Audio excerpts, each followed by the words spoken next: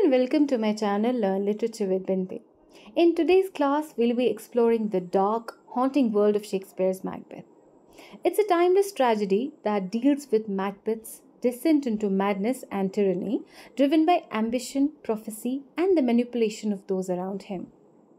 From the prophecies of the witches to the psychological turmoil of Lady Macbeth, we'll unpack the elements that make this play a masterpiece of literature.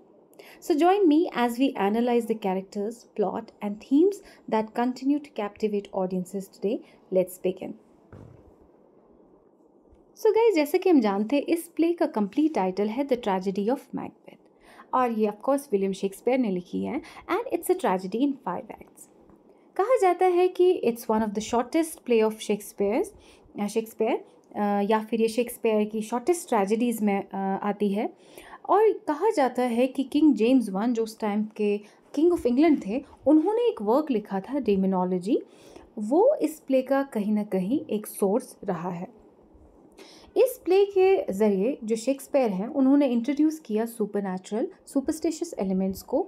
और कहा जाता है कि जो major source इस play के रहा है that is Raphael Holinshed's Chronicles of England, Ireland and Scotland. All right, so guys, Macbeth को जो पहली बार पब्लिश किया है वो पहली बार फर्स्ट वॉल्यूम में पब्लिश हुआ था 1623 में and it's believed to be written around 1606 to 1607. इस प्ले में हम देखते हैं मैकबेथ का जो एम्बिशन है या फिर थर्स्ट फॉर पावर है, उससे उसकी डिस्ट्रक्शन होती है और उसकी पूरी जो लाइफ है वो डिस्ट्रॉय हो जाती है. Now the question arises, what are the major conflicts in this play. तो इस प्ले के जो मेजर कॉन्फ्लिक्ट्स हैं वो है कि मैकबेथ एक मॉरल या फिर साइकोलॉजिकल डिलेमा फेस करता है थ्रू आउट, जहाँ पे हम देखते हैं एक तरफ उसके एम्बिशन है जो उसको कहते हैं कि किंग डंकन को मार दो, उसका मर्डर करो और ख़ुद किंग ऑफ स्कॉटलैंड बन जाओ. और दूसरी तरफ जो उसकी कॉन्शियंस है वो उसको रोक रही है क्योंकि वो उसको एक sense of right and wrong है उसके बीच वो फंसा हुआ होता है. दूसरी तरफ हम देखते हैं एक स्ट्रगल है ईविल और गुड के बीच, जहाँ पे ईविल को रिप्रेजेंट करते हैं मैकबेथ एंड लेडी मैकबेथ क्योंकि वो मर्डरर्स होते हैं, वो किंग ऑफ स्कॉटलैंड का मर्डर करते हैं. और दूसरी तरफ हम देखते हैं दो ऐसे लोग जो काम करते हैं नेशन के लिए, जो बेस्ट इंटरेस्ट ऑफ नेशन को कंसिडर करते हैं, डिसीजन लेते हैं, एक्शन लेते हैं, और वो दो इंसान होते हैं मैल्कम एंड मैकडफ. इस प्ले के कुछ एक मेजर कैरेक्टर्स है डंकन जो कि किंग ऑफ स्कॉटलैंड होते हैं और उनके दो बेटे होते हैं मैल्कम एंड डोनाल्ड. उसके अलावा है Macbeth, lady Macbeth and Banquo who is Macbeth's friend and he is also a general in Duncan's army. Banquo का सन है फ्लिंस, जिसका हम इस प्ले के दौरान देखेंगे उसका क्या रहा है रोल. और उसके अलावा Macduff who is the Thane of Fife and he's a character and of course he's a heroic person in this play क्योंकि मैकडफ जो है वो at the end of this play हम देखते हैं किस तरह मैकबेथ को मार देता है और किस तरह से वो जो रीइंस्टेट करता है जो मैल्कम है उसको स्कॉटलैंड के थ्रोन पे. तो इस तरह से जो पावर है वो राइट हैंड्स में चली जाती है. इस प्ले की कुछ एक इम्पॉर्टेंट लाइंस हैं जो कि एक्ट 1 सीन 1 में ही हम देखते हैं और जो काफ़ी फेमस है and it's often asked in our examination, that is fair is foul and foul is fair. और इस तरह से जो शेक्सपियर है वो एक्सप्लोर करते हैं the theme of appearance versus reality. तो ये तो होगी फ्रेंड्स इस प्ले से रिलेटेड कुछ बेसिक इन्फॉर्मेशन. अब चलते हैं इस प्ले की प्लॉट समरी की ओर. सो गाइज, इस प्ले की शुरुआत में हम देखते हैं कि नॉर्वेजियंस जो हैं उनको स्कॉटिश रिबल्स ने कुछ एक सपोर्ट दिया होता है, हेल्प दी होती है और वो निकले होते हैं इन्वेड करने स्कॉटलैंड को. लेकिन जो स्कॉट्स होते हैं वो ब्रेवली फाइट करते हैं और अपनी कंट्री को डिफेंड करते हैं और अपने किंग को भी, यानी जो किंग डंकन है उसको भी वो डिफेंड करते हैं और इस तरह से वो विक्टोरियस हो जाते हैं. They turn out to be victorious और उनकी जीत हो जाती है. However, Macbeth, who is the Thane of Glamis, shows exemplary military prowess during his fight with the invaders. यानी कि जो मैकबेथ होता है वो इस पूरे बैटल के दौरान सबसे ज़्यादा करेजियस साबित हो जाता है क्योंकि वो बहुत ही टफ फाइट देता है अपने ओपोनेंट्स को. इस बैटल के बाद मैकबेथ और उसके जो फ्रेंड होते हैं बैंको, उनको एक ग्रुप ऑफ वियर्ड सिस्टर्स से उनका आमना सामना हो जाता है। ये जो ग्रुप ऑफ वियर्ड सिस्टर ये बेसिकली 3 विचेस होती हैं और ये मैकबेथ को बताती हैं और बेसिकली मैकबेथ और बैंक्स को साथ में बताती हैं कि मैकबेथ तुम थेन ऑफ काउडर बनोगे जल्दी और उसके बाद तुम एक दिन किंग भी बनोगे। और साथ ही साथ ये बैंकों को कहती हैं कि तुम्हारे जो डिसेंडेंट्स होंगे वो भी एक दिन किंग बनेंगे। और ये कह के वो वहाँ से गायब हो जाती हैं। यहाँ बैटल के बाद कुछ टाइम बाद पता चलता है कि जो थेन ऑफ काउडर है वो ट्रेटर था और वो नॉर्वेजियंस को सपोर्ट कर रहा था और इस वजह से उसको अपनी पोजीशन से रिमूव किया जाता है और थेन ऑफ काउडर मैकबेथ को बनाया जाता है, क्योंकि बैटल के दौरान ये चीज़ बहुत ज़्यादा फैल गई होती है कि जो मैकबेथ है उसने बहुत ही ज़्यादा अच्छी फाइट दी ओपोनेंट्स को, इस वजह से उसको थेन ऑफ काउडर बनाया जाता है। यहाँ डंकन जब मैकबेथ को रिवॉर्ड देता है, उसको बनाता है थेन ऑफ काउडर, तो मैकबेथ को इमिडिएटली स्ट्राइक करता है कि हाँ ये चीज़ तो मुझे ऑलरेडी विचेस ने बताई थी। और इसके बाद वो फैंटेसाइज करता है कि अब मुझे किंग डंकन को मारना पड़ेगा, उसके बाद मैं एक दिन किंग बन जाऊंगा, क्योंकि उसको इस चीज़ की बहुत ज़्यादा वो इस चीज़ को बहुत ही ज़्यादा इस पे ओवरथिंक करता है। उसको लगता है कि जो पहली बात विचेस ने कही थी वो तो पूरी हो गई, अब दूसरी जो चीज़ उन्होंने कही थी कि तुम किंग ऑफ स्कॉटलैंड बनोगे उसे भी पूरा करने का टाइम आ गया है। लेकिन ये ख्याल आते ही वो अपने दिमाग से ये ख्याल जो है वो निकाल देता है। मीनवाइल जो किंग डंकन है वो अनाउंस करता है कि जो उसका एल्डेस्ट सन है मैल्कम वो उसका हेयर टू द थ्रोन बन जाएगा। Macbeth faces a constant urge to become the king of Scotland. उसका जो एम्बिशन होता है जो कि विचेस की वजह से स्पार्क हुआ होता है, उसका जो एम्बिशन होता है कि उसको किंग ऑफ स्कॉटलैंड बना है, उसकी कहीं ना कहीं जो मेन वजह होती है वो होती है उन विचेस की जो ने वो प्रोफेसी की होती है वो। और इस तरह से अब जो मैकबेथ है उसके दिमाग में बहुत ज़्यादा ये ख्याल आने लगते हैं कि किस तरह से वो खुद को किंग ऑफ स्कॉटलैंड बनेगा और किस तरह से एक ड्रास्टिक एक्शन वो लेगा जिसकी वजह से जो किंग डंकन है वो उसके रास्ते से हट जाएगा। यहाँ डंकन डिसाइड करता है कि वो नाइट स्पेंड करेगा इन celebration eight मैकबेथ्स castle of Inverness. इसी दौरान जो मैकबेथ है वो अपनी वाइफ लेडी मैकबेथ को एक मैसेज भेजता है, एक लेटर भेजता है जिसमें उसको इन्फॉर्म करता है कि किस तरह से बैटल के बाद मुझे रास्ते में 3 विचेस मिली थी और उन्होंने प्रोफेसाइज किया है, उन्हें प्रोफेसी दी है कि मैं किंग ऑफ स्कॉटलैंड बनूंगा। और उसके बाद कहीं ना कहीं वो उससे भी एक हेल्प या उससे सपोर्ट या उसको रिकग्निशन चाहिए होती है अपने एक्शन के लिए, तो वो कहीं ना कहीं वो चाह रहा होता है। अब इसी दौरान जो लेडी मैकबेथ है वो और ही ज़्यादा क्रूल होती है, क्रूल माइंडेड होती है। तो वो जब ये चीज़ जान लेती है कि उसकी जो हस्बैंड है उसके दिमाग में ऐसा कुछ ख्याल है, तो वो सोचती है कि उसका जो हस्बैंड है ही इज़ टू काइंड, और वो सोचती है कि अब मुझे अपने हस्बैंड को मोटिवेट करना पड़ेगा ताकि वो किंग डंकन को मर्डर कर दे और खुद किंग ऑफ स्कॉटलैंड बन जाए। जब लेडी मैकबेथ फाइनली मैकबेथ के पास आती है उसको मोटिवेट करने के लिए, मैनिपुलेट करने के लिए, तो पहले तो मैकबेथ रेजिस्ट करता है, लेकिन उसके बाद मैकबेथ जो लेडी मैकबेथ है वो कॉन्स्टेंटली मैकबेथ को क्रिटिसाइज़ करती है कि तुम एक कावर्ड हो, तुम कुछ नहीं कर सकते, इस तरह से उसको वीक कहती है, उसको कावर्ड बोल, और बहुत ही ज़्यादा टैक्टिक्स इस्तेमाल करती है कि किस तरह से वो मैकबेथ को पर्सुएड करेगी ताकि जो किंग डंकन है उनको हटाया जाए रास्ते से, उनका मर्डर हो और फाइनली जो मैकबेथ का एम्बिशन है to become the king of Scotland वो पूरा हो जाए। अब जब मैकबेथ और लेडी मैकबेथ दोनों का माइंड फाइनली बन जाता है कि अब उन्हें ये जो ड्रास्टिक एक्शन है ये लेना पड़ेगा, तो ये क्या करते हैं, ये जो डंकन के 2 गार्ड्स होते हैं, जो बेसिकली गार्ड्समैन होते हैं जो उस टाइम पे वहाँ पे होते हैं मौजूद, उनको ये ड्रिंक देते हैं और उस वजह से वो सो जाते हैं या फिर बेहोश हो जाते हैं।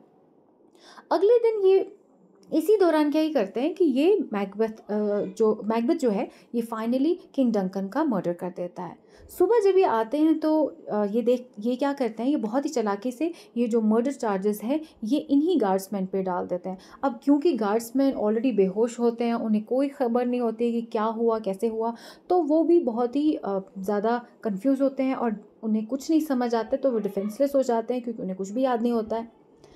इसी दौरान जब अब मैकबेथ ने अब डंकन का कत्ल किया होता है, तो नेक्स्ट मॉर्निंग क्या होता है, मैकडफ जो है जो कि एक स्कॉटिश थेन होता है वो वहाँ पे आ जाता है और जब वो देखता है कि डंकन वहाँ पे डेड पड़े हुए हैं, ही हैज़ बीन मर्डर्ड, तो वो एक अलार्म रेज़ करते हैं और वो सबको इन्फॉर्म करने लगते हैं कि किंग डंकन की हत्या हो गई है और उसका मर्डर हो गया है।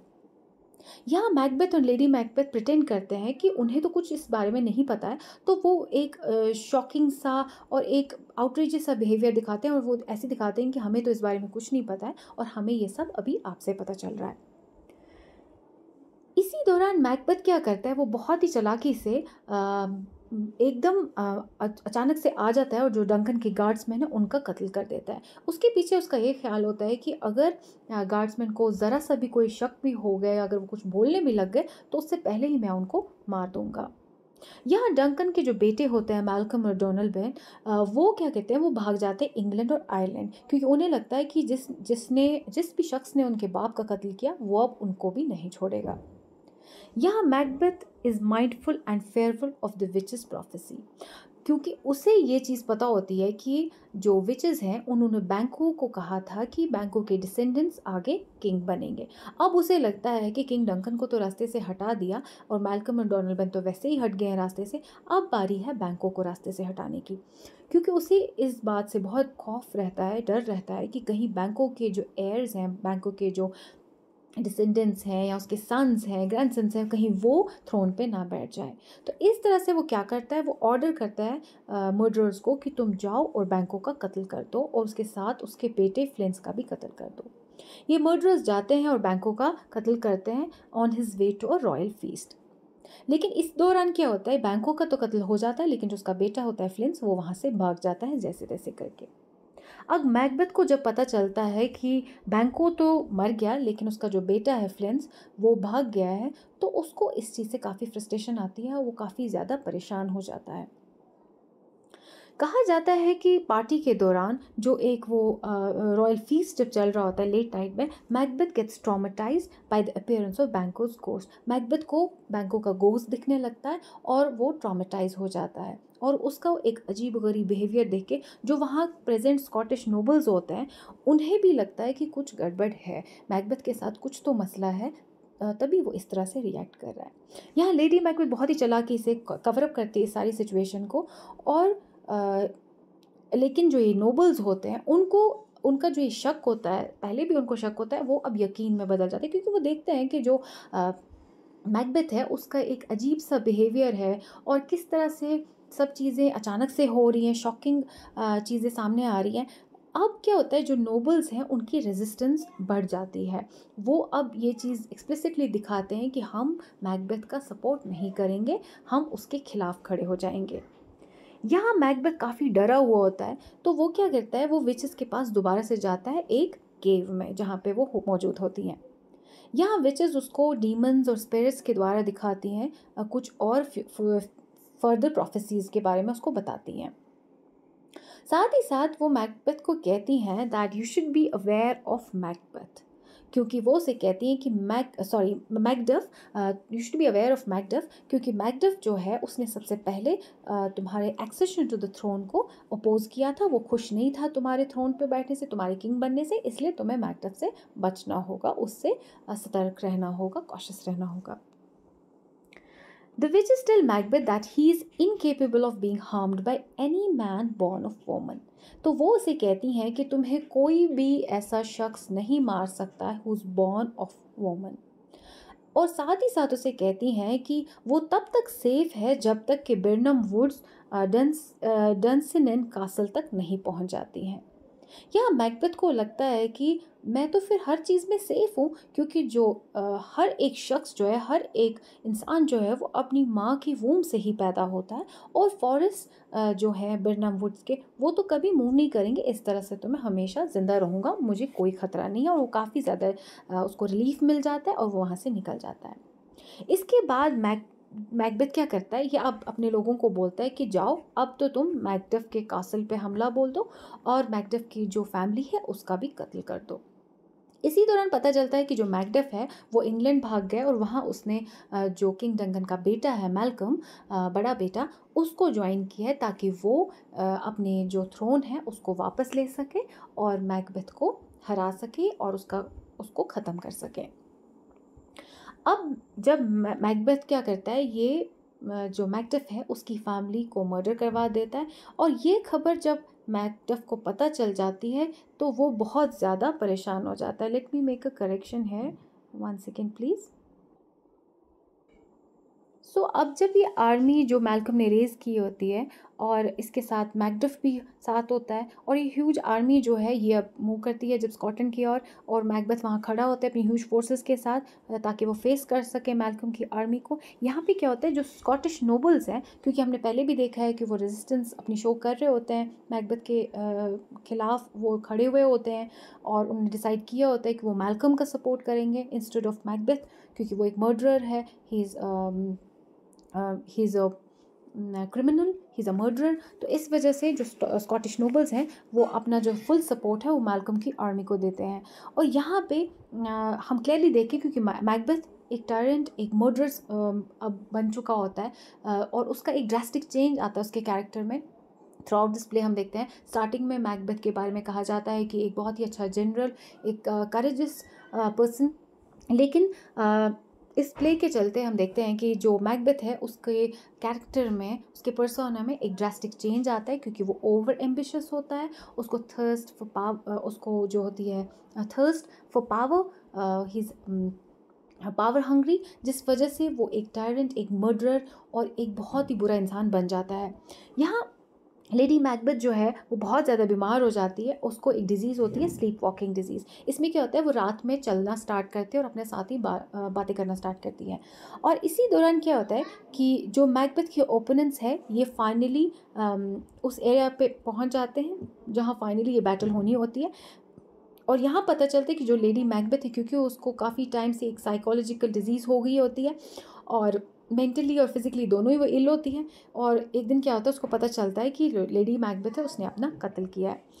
कहा जाता है कि जो लेडी मैकबेथ है उसको थ्रू आउट जब उसको ये साइकोलॉजिकल डिसऑर्डर हो जाता है, जब वो मेंटली इल हो जाती है, उस टाइम पे उसको लगता होता है कि जो उसके हैंड्स हैं उन पे ब्लड लगा हुआ होता है। और उसको एक्सप्रेस करते हुए जो कुछ एक लाइंस है इस प्ले में वो बहुत ज़्यादा फेमस है और जो पूछी जाती हैं कई बार एग्जाम्स में, that is all the perfumes of Arabia will not sweeten this little hand. It's spoken by Lady Macbeth in act 5 scene 1 of this play. She says this while sleepwalking, overwhelmed by guilt. All right, moving on to next. सो यहाँ पे पता चल जाता है Macbeth को कि उसकी जो वाइफ है वो मर गई है, इनफैक्ट उसने अपनी जान खुद ली है। तो वो he becomes melancholic on hearing the news of his wife's death and he falls in deep despair. अब मैकबेथ जो है वो कहीं ना कहीं टूट जाता है, क्योंकि अब उसकी जो वाइफ है वो भी मर चुकी होती है। यहाँ इंग्लिश आर्मी जो है it's advancing on Dunsinane castle और it's shielded with boughs cut from Birnam wood. अब क्योंकि इसको विचेस ने कहा था तो मैं बिरनम वुड से खुद को बचाना पड़ेगा, लेकिन जो ये आर्मी होती है, जो मैल्कम की आर्मी होती है, इसने अपने आप को शील्ड करने के लिए बिरनम वुड जो है वो यूज़ की होती है। उसके जो ब्रांचेस है, उसके जो बोज है वो यूज़ की होती हैं खुद को शील्ड करने के लिए। On the battle field the two आर्मीज face each other. अब फाइनली क्या हो जाता है, मैकबेथ की आर्मी और जो मैल्कम की आर्मी है वो एक दूसरे को फेस करते हैं, एक टफ फाइट देते हैं। यहाँ मैकडफ अटैक करता है मैकबेथ को, क्योंकि उसकी जो पूरी फैमिली है उसका मर्डर मैकबेथ ने किया था। तो यहाँ पे सबसे पहले वो मैकबेथ को के ऊपर अटैक करता है। और यहाँ पे साथ ही साथ जब उसको मैकबेथ बोलता है कि तुम मेरा कुछ नहीं बिगाड़ सकते हो, क्योंकि वो इस बात के लिए कॉन्फिडेंट होता है कि मुझे विचेस ने कहा है कि any man born of a woman is not capable of killing him. तो यहाँ पे जो मैकडफ है वो डिक्लेयर कर देता है कि मेरे बर्थ के टाइम पे मुझे अपनी मॉम के वोम से निकाला गया था, और आज के टाइम पे हम कहते हैं सी सेक्शन, उसके ज़रिए निकाला गया था। और इस तरह से मैं उस प्रोफेसी के अंडर या फिर मैं उस कैटेगरी के अंडर नहीं आता हूँ। तो फाइनली क्या हो जाता है, मैकडफ जो है वो मैकबेथ को मर्डर कर देता है, ही किल्स हिम। और यहाँ पे जो मैल्कम है he declares himself as the new king of Scotland.